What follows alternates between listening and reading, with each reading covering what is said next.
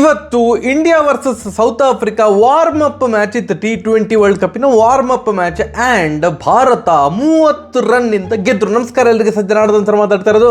ಕುಶಲವೇ, ಕ್ಷೇಮವೇ, ಸೌಖ್ಯವೇ. Welcome back to Ganesh Karanth cricket talks YouTube channel. Bro, warm up match ಸಹ video ಮಾಡ್ತೀರಾ?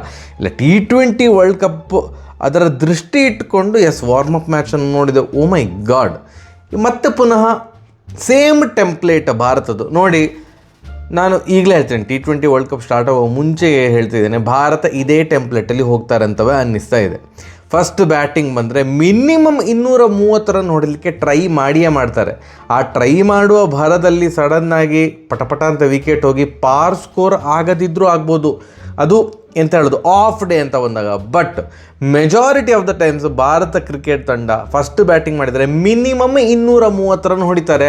ಆವಾಗ ಏನಾಗ್ತದೆ ಅಂತಂದರೆ ಬೌಲರ್ಸಿಗೆ ಡಿಫೆಂಡ್ ಮಾಡೋಕ್ಕೆ ಇಷ್ಟು ಸಿಗ್ತದೆ. ಸೊ ಅಟ್ ದ ಎಂಡ್ ಹೇಗೋ ಒಂದು ಭಾರತದ ಬೌಲರ್ಸ್ ಅದನ್ನು ಡಿಫೆಂಡ್ ಮಾಡ್ತಾರೆ.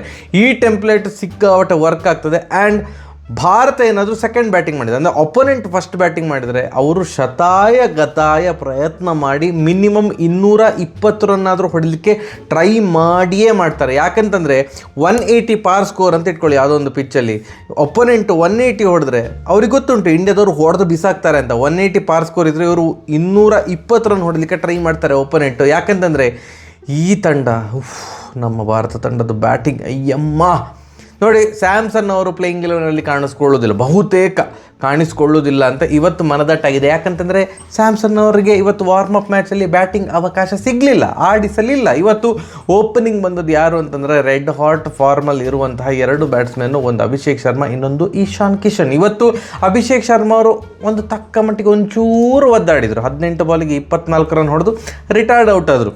ಬಟ್ ಇಶಾನ್ ಕಿಶನ್ ಯಮ್ಮ ದೇವ, leg side fine leg region ಅನ್ನಂತೂ ಇವತ್ತು ಅವರಷ್ಟು ಯುಟಿಲೈಸ್ ಮಾಡಿದಂಥ ಪ್ಲೇಯರೇ ಇಲ್ವಾ ಅಂತ.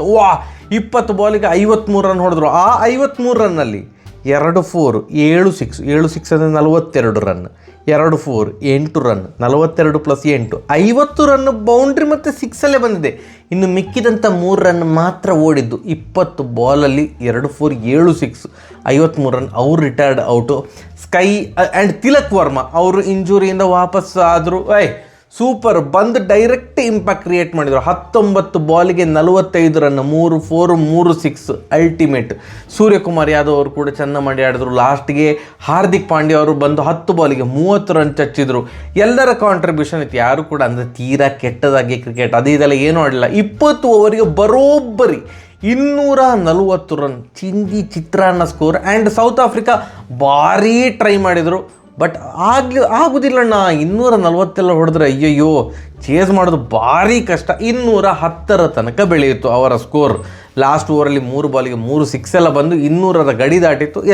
210 ರನ್ ಮಾತ್ರ ಹೊಡಿಲಿಕ್ಕಾದದ್ದು ಅವರಿಗೆ. 30 ರನ್ನಿಂದ ಸೋಲನ್ನು ಒಪ್ಪಿಕೊಳ್ಳಲೇಬೇಕಾಯಿತು, ಬೇರೆ ದಾರಿಯೇ ಇಲ್ಲ. ಆ್ಯಂಡ್ 9 ಬೌಲರ್ಸನ್ನು ಭಾರತ ಇವತ್ತು ಕಣಕ್ಕಿಳಿಸಿತ್ತು. ಬುಮ್ರಾ ಅವರು ಇರಲಿಲ್ಲ, ಅವರಿಗೆ ರೆಸ್ಟ್ ಅಂತ ಮಾಡಿದ್ದಾರೆ. ಇಲ್ಲ ಮಾರ್ರೆ, ನೀವು ಡೈರೆಕ್ಟಾಗಿ ಮೇಯ್ನ್ ಮ್ಯಾಚಸ್ಸೇ ಆಡಿ ಅನ್ನೋವಂಥ ಸ್ವಲ್ಪ ಓವರ್ ಕಾನ್ಫಿಡೆನ್ಸಲ್ಲಿದ್ದಾರಾ ಇಂಡಿಯನ್ ಬೌಲಿಂಗ್ ಲೈನಪ್ ಅಂತ ನೋಡಿದಾಗ. ಯಾಕಂತಂದರೆ ನ್ಯೂಜಿಲೆಂಡ್ ಸೀರೀಸಲ್ಲಿ ಕೂಡ ಏನು ಬುಮ್ರಾ ಅವರು ಹೊಡಿಸಿಕೊಂಡಿದ್ದಾರೆ. ಸೊ ಅವರಿಗೆ ವಾರ್ಮ್ ಅಪ್ ಮ್ಯಾಚಿನ ಅಗತ್ಯ ಇಲ್ವಾ ಅದು ನಂಗೆ ಗೊತ್ತಿಲ್ಲ. ಬಟ್ ಎನಿವೇಸ್ ಇವತ್ತು ಬುಮ್ರಾ ಅವರಿಗೆ ಅವರನ್ನು ಆಡಿಸಿರಲಿಲ್ಲ. ಹರ್ಷದೀಪ್ ಸಿಂಗ್ ಭಾರಿ ಸೂಪರಾಗಿ ಬಾಲ್ ಹಾಕಿದ್ರು. 4 ಓವರಿಗೆ ಕೇವಲ 29 ರನ್ ಬಿಟ್ಕೊಟ್ಟದ್ದು. ಖಂಡಿತವಾಗಿ ಸಹ ಅವರು ಪ್ಲೇಯಿಂಗ್ 11ನಲ್ಲಿ ಕಾಣಿಸ್ಕೊಳ್ತಾರೆ. ಸ್ಯಾಮ್ಸನ್ ಅವರ ಥರ ಒಂದು ಪ್ಲೇಯರ್, ನಮ್ಮ ಟ್ರಂಪ್ ಕಾರ್ಡ್ ಆಗಿದ್ದಂತಹ ಕುಲ್ದೀಪ್ ಯಾದವ್ ಅವರು ಸ್ಯಾಮ್ಸನ್ ಅವರ ಥರ ಪ್ಲೇಯಿಂಗ್ 11ನಲ್ಲಿ ಕಾಣಿಸಿಕೊಳ್ಳದೇ ಇರಬಹುದು ಅಂತ ನನಗೆ ಅನ್ನಿಸ್ತಾ ಇದೆ. ಯಾಕಂತಂದರೆ ಭಾರತ ವರುಣ್ ಚಕ್ರವರ್ತಿ ಅವರನ್ನು ಖಂಡಿತ ಪ್ಲೇಯಿಂಗ್ 11ನಲ್ಲಿ ಆಡಿಸ್ತಾರೆ. ಮತ್ತು ಅಕ್ಷರ್ ಪಟೇಲ್ ಕಡೆಗೆ ಮುಖ ಮಾಡ್ಬೋದು, ಒಂದು ಆಲ್ರೌಂಡರ್. ಆ್ಯಂಡ್ ಬೌಲಿಂಗ್ ಅಂತ ಬಂದಾಗ ಇಂಥ 100% ಎಫರ್ಟ್ ಹಾಕ್ತಾ ಇದ್ದಾರೆ. ಅವರಿಗೆ ವಿಕೆಟು ಸಿಗ್ತಾ ಉಂಟು. ಇವತ್ತು 1 ಓವರ್ ಹಾಕಿದ್ದು, 1 ಓವರ್ಗೆ 2 ರನ್ನಿಗೆ 1 ವಿಕೆಟ್ ಕೂಡ ತೆಗೆದ್ರು. ಆ್ಯಂಡ್ ಅಭಿಷೇಕ್ ಶರ್ಮಾ ಅವರು ಒಂಥರ ಬ್ಯಾಕಪ್ ಸ್ಪಿನ್ನರ್ ಆಗಿ, ಒಂದು ಬ್ಯಾಕಪ್ ಆಲ್ರೌಂಡರ್, ಅವರು ಕೂಡ ಇವತ್ತು 2 ವಿಕೆಟ್ ತೆಗೆದ್ರು. ಕುಲ್ದೀಪ್ ಯಾದವ್ ಅವರಿಗೆ ವಿಕೆಟೇ ಸಿಗ್ತಾ ಇಲ್ಲ. ಒಂದು ಕೆಲವು ಸೀರೀಸ್ ಮುಂಚೆ ಭಯಂಕರ ನಮ್ಮದೊಂದು ವಿಕೆಟ್ ಟೇಕಿಂಗ್ ಬೌಲರ್ ಆಗಿದ್ದಂತಹ ಕುಲ್ದೀಪ್ ಯಾದವ್ ಅವರು ಆಲ್ ಆಫ್ ಅ ಸಡನ್ ಅವ್ರದ್ದು ಮೊನಚು ಅಂತ ಹೇಳ್ತಾರಲ್ಲ, ಮೊನಚು ಕಳೆದುಕೊಂಡಿದ್ದಾರೆ. ಎಲ್ಲ ಟೀಮ್ ಅವರು ಕೂಡ ಅವ್ರನ್ನ ಟಾರ್ಗೆಟ್ ಮಾಡ್ತಿದ್ದಾರೆ. ಬಂದ ಕೂಡ ಡಮ್ ಅಂತ 6 ಹೊಡಿತಾರೆ ಅವರಿಗೆ. ಇವತ್ತು ಕೂಡ ವಿಕೆಟ್ ಸಿಗಲಿಲ್ಲ, 2 ಓವರಿಗೆ 25 ರನ್ ಬಿಟ್ಟು ಕೊಟ್ಟರು. ಸೊ ಅದರಿಂದ ನನ್ನ ಅನಿಸಿಕೆ ಏನು ಅಂತಂದರೆ, ಒಂದು ಸ್ಯಾಮ್ಸನ್ ಅವರು ಇರೋದಿಲ್ಲ, ಬ್ಯಾಟಿಂಗ್ ಡೆಪ್ತ್ ವಾಟರಾಶಿ ಉಂಟು. ಇಶಾನ್ ಕಿಶನ್ ಮತ್ತು ಅಭಿಷೇಕ್ ಶರ್ಮಾ ಓಪನರ್ಸು, ತಿಲಕ್ ವರ್ಮಾ ಅಥವಾ ಸೂರ್ಯಕುಮಾರ್, ಐ ಥಿಂಕ್ ಎರಡು ಲೆಫ್ಟ್ ಹ್ಯಾಂಡರ್ಸ್ ಇರೋದ್ರಿಂದಾಗಿ ಹೇಳಲಿಕ್ಕಾಗೋದಿಲ್ಲ. ಸೂರ್ಯಕುಮಾರ್ ಯಾದವ್ ಅದರ ನಂತರ ತಿಲಕ್ ವರ್ಮಾ ಬರ್ಬೋದು, ಇಲ್ಲ ಇದ್ದರೆ ತಿಲಕ್ ವರ್ಮಾ ಮತ್ತು ಸೂರ್ಯಕುಮಾರ್ ಯಾದವ್ ಅವರು. ಅದಾದಮೇಲೆ ಹಾರ್ದಿಕ್ ಪಾಂಡ್ಯ ಅವರು ಬರ್ತಾರೆ, ಅದಾದಮೇಲೆ ಶಿವಮ್ ದೂಬೆ ಅವರಿದ್ದಾರೆ, ಅದಾದಮೇಲೆ ರಿಂಕು ಸಿಂಗ್ ಇದ್ದಾರೆ, ಅದಾದಮೇಲೆ ಅಕ್ಷರ್ ಪಟೇಲ್ ಮಧ್ಯವ ಎಂತ ಮಾರದು ಬ್ಯಾಟಿಂಗ್, ಅದಾದಮೇಲೆ ವರುಣ್ ಚಕ್ರವರ್ತಿ ಅವರು, ಅದಾದಮೇಲೆ 2 ಫಾಸ್ಟ್ ಬೌಲರ್ಸ್ ಬುಮ್ರಾ ಹಾಗೂ ಹರ್ಷದೀಪ್ ಸಿಂಗ್. ಸೊ 3ನೇ ಫಾಸ್ಟ್ ಬೌಲರ್ಗೆ ಹೇಗೂ ಹಾರ್ದಿಕ್ ಪಾಂಡ್ಯ ಅವರಿದ್ದಾರೆ. What a team, what a batting depth. ಇದು ಚಿಂದಿ ಬ್ಯಾಟಿಂಗ್ ಡೆಪ್ತು. ಕುಲ್ದೀಪ್ ಯಾದವ್ ಅವರೇ, ಐ ಆಮ್ ಸಾರಿ, ನಿಮಗೆ ಚಾನ್ಸ್ ಸಿಗೋದು ಡೌಟ್ ಅಂತ ನಾನು ಅಂದ್ಕೊಂಡಿದ್ದೇನೆ. ಆ್ಯಂಡ್ ನಿಮಗೇನು ಅನಿಸುತ್ತೆ ಈ ವಾರ್ಮಪ್ ಮ್ಯಾಚ್ ಅಂತ ತಿಳಿಸಿ. ನನಗಂತೂ ಭಾರತದ ಟೆಂಪ್ಲೇಟ್ ಭಾರಿ ಇಷ್ಟ ಆಗಿದೆ. ಏನು ಬಂದ ಕೂಡಲೇ ಡಮ ಮೇಯ್ನ್ಲಿ ಆ ಪವರ್ ಪ್ಲೇಯಲ್ಲಿ ಪವರ್ ತೋರಿಸ್ತಿದ್ದಾರಲ್ಲ, ಅಲ್ಲಿ ಅರ್ಧ ಮ್ಯಾಚ್ ವಿನ್ ಆದಾಗೆ. 6 ಓವರಲ್ಲಿ 80 ರನ್ನೆಲ್ಲ ಹೊಡೆದ್ರೆ ಚಿಂದಿ ಚಿತ್ರಾನ್ನ ಗುರು.